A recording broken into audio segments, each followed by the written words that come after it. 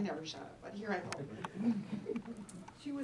I was a new teacher. The first question they asked me was, "Are you Republican?" And I thought, okay, I'm a late bloomer, and so I came in, and I wasn't with Donna then, and they said, "Are you a Republican?" And I thought, no one told me in school that I had to be a Republican to be a teacher. So I was in a little group for about 2 months. I took over maternity leave for another teacher, and they were all Republicans. And I guess I was a Republican because I was afraid to say otherwise. Well, I was changed at the beginning of the year, the new quarter. Alan Dornside came up to me and he said, "I have some good news and bad news." He said, "You've been risked." He said, "But I'm going to hire you back for 6th grade," because I was in 7th grade. And lo and behold, my new cluster leader was Donna, who did not care if I was a Republican. In fact, she said, "If you're a Republican, you can't be in my cluster." I became a Democrat. But my best memories are of Donna. She taught me to be a great teacher. I mean, I was a late bloomer. I really didn't know what it was to be a good teacher. I could be a teacher. To tell you the truth, I tell everybody this. It doesn't take much to be a teacher. But it takes a lot to be a good teacher. And Sue and Linda, all my friends here, Pammy, and everybody here, Marianne and Judith, Judith, taught me what it was to be a good teacher, which I'm still doing. But my bestest thing about Donna is at outdoor ed, Earl. And I was on my best behavior because Donna, you know Donna, she was very, very proper. So when we went to outdoor ed, we went to George Williams. Anybody who's ever been to George Williams, it's not a great vacation spot. Concrete floors, concrete walls, and I was on my best behavior. I was going to be a good teacher at outdoor ed. I'm not much of a camper, even though my husband has kind of changed me. But in the middle of the night, I heard this gigantic crash. I couldn't imagine. I looked up. I was in the top bunk. Donna was in the other top bunk. This must be the year that you weren't with her, Pammy. And the mattress, I should say, fell to the floor with Donna in it. It was the middle of the night, and there was Donna. I looked down. I couldn't believe it. She was on this concrete floor. I thought she was going to die. She was in sheets, and the mattress was genuine plastic. It was so slick. It just went right out on the floor, springs and all. So from then on, we became fast friends because I got out in the middle of the night. And the worst thing we could have done was wake up the kids. So we very quietly put the mattress back, the sheets back. We made the bed and got up like nothing ever happened. But we had the best time. She taught me so much. I love her so much. I miss her so much. And thank God for that. You, Earl, and Marianne, and we can't thank you enough for keeping us all informed. We love you too. My goof buddies, I miss you all. First time Donna went to a conference, she went with Barbara Callahan. And any of you that remember Barbara, I'm sure a lot of you do. She was just a wonderful human being. And she did for Donna what many of you are saying that Donna did for you. And so they went somewhere, they were somewhere in central Illinois. And they went to a meeting and it was pretty bad, you know. And so they go back to the room and Donna's getting her pajamas on, getting ready to go to bed. And Barbara Callahan, she said, "Don't you want to get a drink?" And Donna's from the South, right?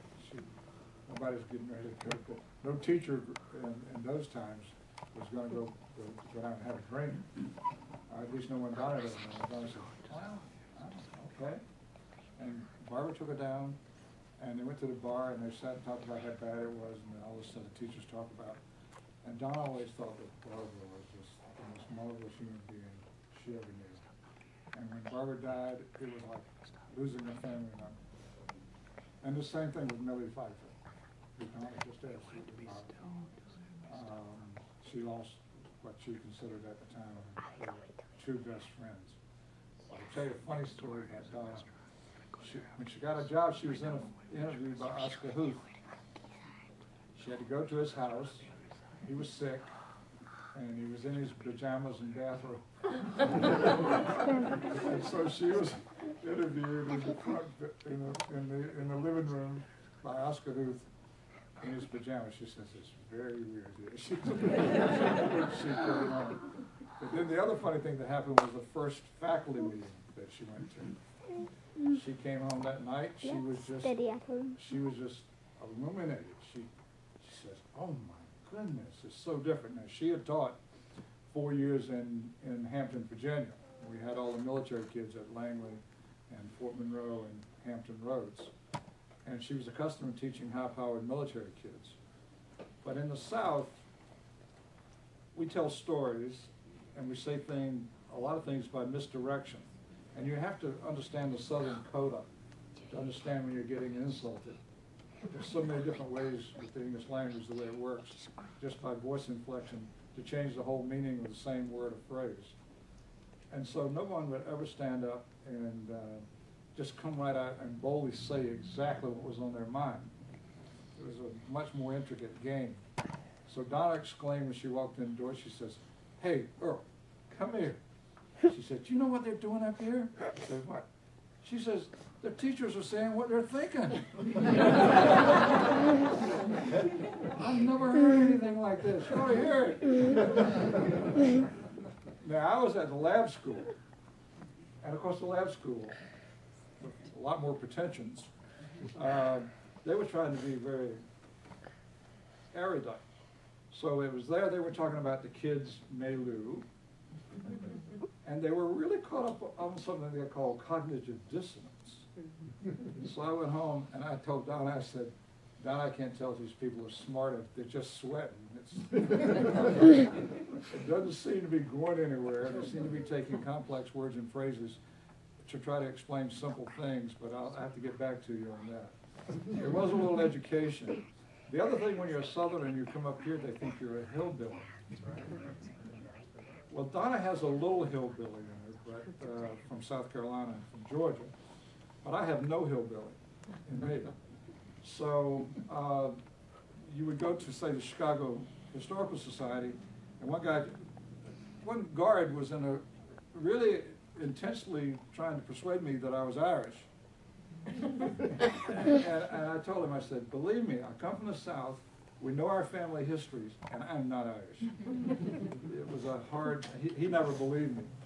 And then another guy kept telling me I was a hillbilly. I said, "For God's sake, I'm not a hillbilly. Do you know what a hillbilly is?" I said, "I'm a redneck."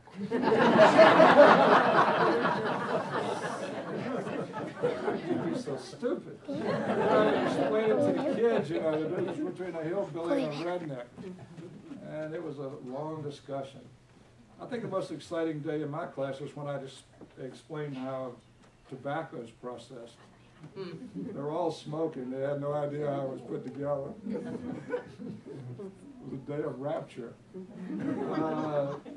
Donna and I could not have more different styles. I've never bothered to worry about what somebody thinks about me too much. And so I just go full speed ahead. But Donna's style, which is really, I think, one of the most impressive styles you can have, she lets you talk until you make a mistake. Did you notice that? And then she speaks. And it's not pretty if she doesn't like what you're saying, because she catches you in an absolute mistake before she talks. If you could teach that to your kids, they'll probably go further.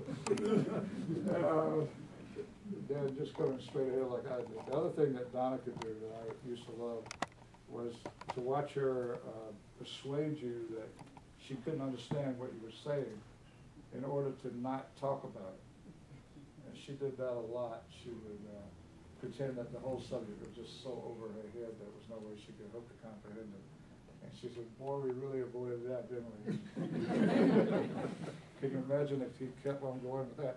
And then the other thing, when she first went to the lab school, one of the first parties we went to was right near the Museum of Science and Industry, and it was a large circle of teachers.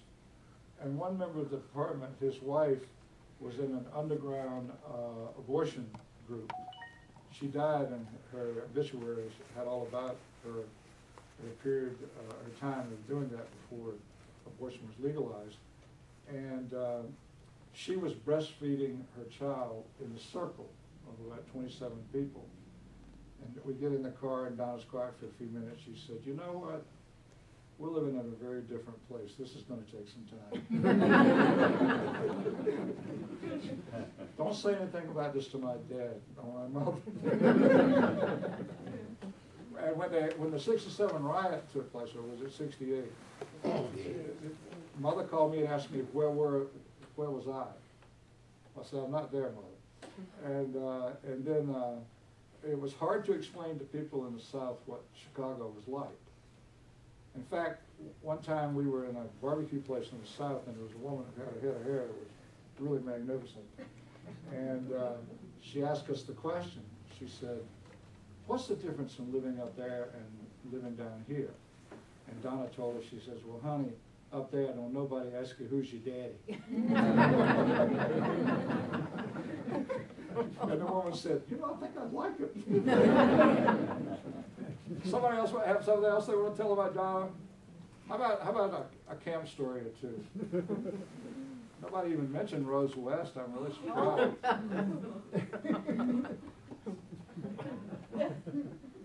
There's going to be some great stories there. Rose riding up in an air-conditioned car and you on the bus. Rose is a legend in school. She managed to persuade the school district to send her to Australia to watch an eclipse, right? Now that's a teacher to admire. Anybody can pull that scam off. Oh, it's just such a better view.